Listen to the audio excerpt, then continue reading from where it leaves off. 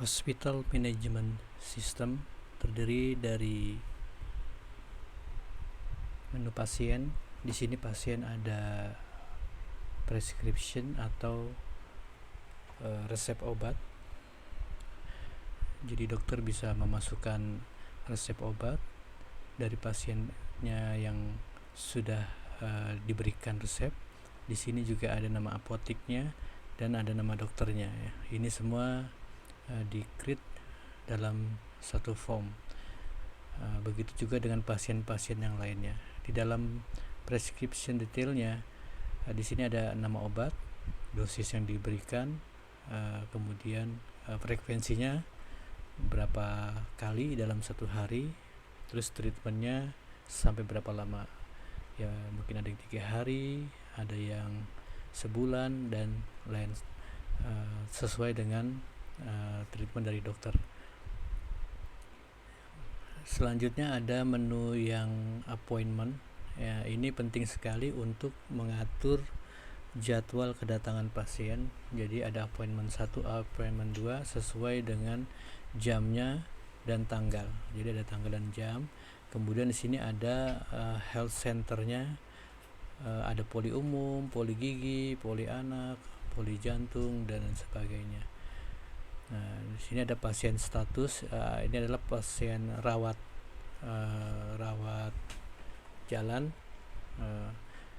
Kalau inpatient adalah pasien rawat inap. Oke, kita lihat dari pasien. Data yang detailnya ada di sini. Detailnya pasien dari jenis darah, kemudian asuransi yang dipakai, ini bisa kita masukkan juga. Ini sudah ada asuransinya, kemudian dokter yang merawat, ini juga bisa dilengkapi. Kemudian di sini juga ada keterangan disease. Kalau disease itu istilahnya jenis penyakitnya. Kemudian ada sosial ekonomik, ini terkait dengan keluarga dan lingkungan ya. Nah, ini ada lifestyle juga terkait dengan bagaimana dia harus diet atau tidak, terus tidurnya bagaimana. Ini lebih ke arah interview keluhan pasien. Nah, ini dicatat dalam satu form.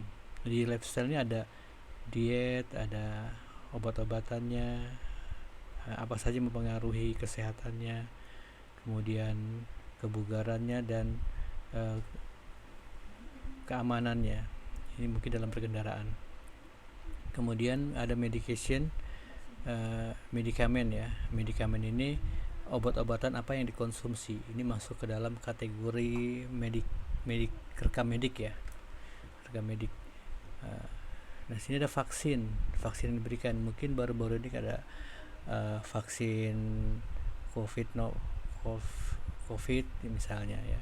Ini bisa dia masukkan juga. Usia sudah bisa terhitung sesuai dengan tanggal kelahiran.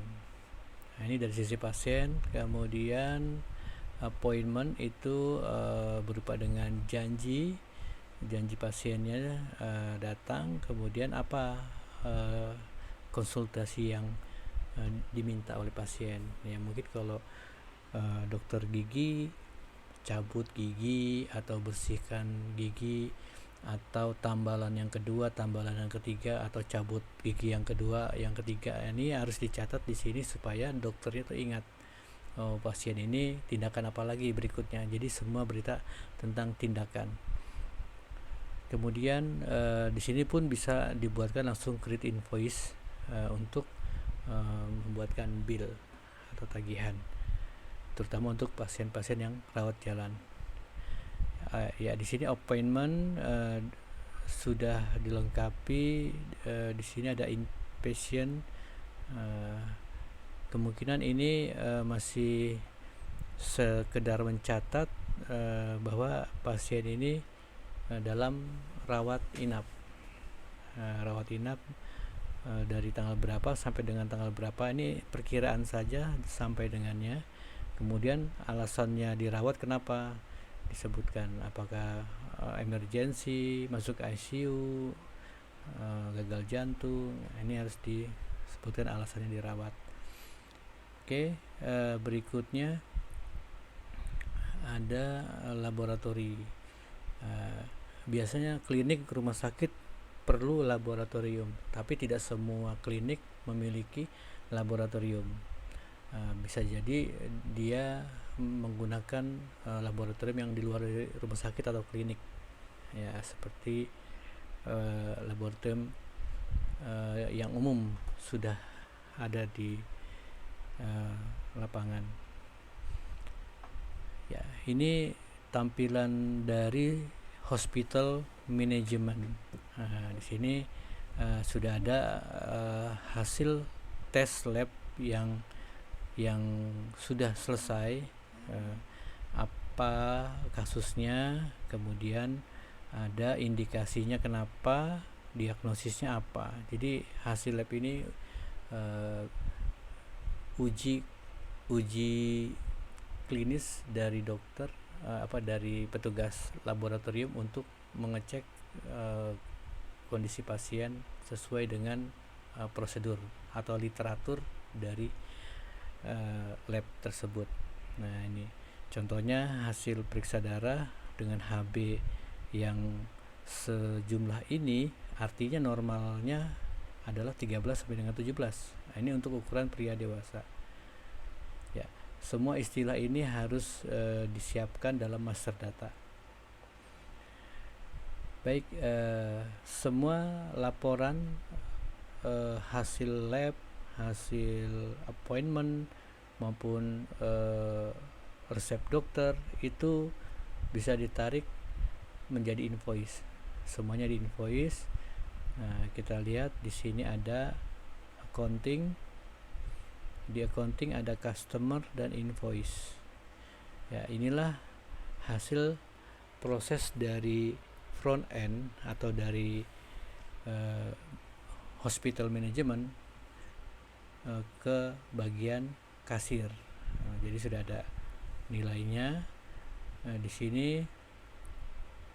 Ini sudah dibayar artinya, dan ini pun bisa dicetak invoice-nya.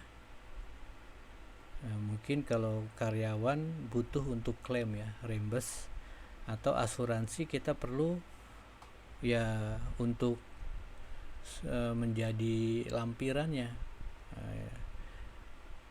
Ya, ini dari accounting sudah. Kemudian bagaimana dengan laporan keuangan? Di sini ada reporting. Ya, di sini ada trial balance. Mungkin isinya masih beberapa baris akun saja, karena ini yang baru saja terjadi. Ya, inilah laporan keuangan yang sederhana yang masih beberapa akun ditransaksikan berdasarkan kegiatan dari hospital management system. Terima kasih.